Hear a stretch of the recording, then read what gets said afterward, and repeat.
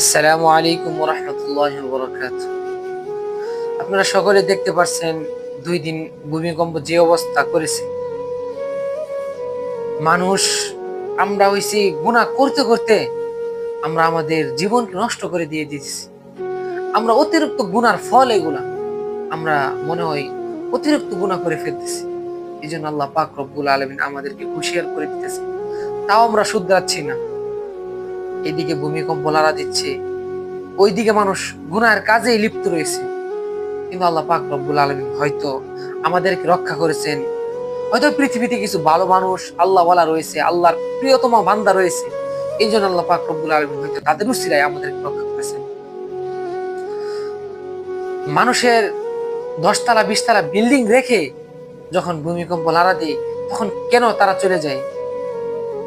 তাদের তো টাকা পয়সার অভাব নাই, কেন চলে যায় ভাই? তারা না অনেক ধনী মানুষ, অনেক বড় লোক মানুষ, তারপরেও তারা কেন চলে যায়? তারা কেন চলে যায় জানেন? মৃত্যুর ভয়ে চলে যায়। আমাদের সমাজের মানুষগুলো খুবই অদ্ভুত। আমরা জানি আমরা মৃত্যু থেকে বাঁচতে পারবো না, তারপর আমরা মৃত্যুকে ভয় পাই, মৃত্যু থেকে বাঁচতে চাই।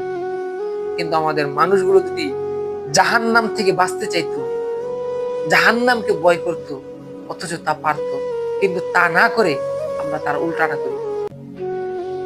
এই জন্য বলি ভাই, দুনিয়ার ধন সম্পদ টাকা পয়সা কোনো কোনো কিছুই আপনার কাজে আসবে না। এসবের কোনো লাভ নাই। যে সম্পদ আপনাকে এই পৃথিবী থেকে রক্ষা করতে পারে না, সেই সম্পদ দিয়ে আপনি কি করবেন?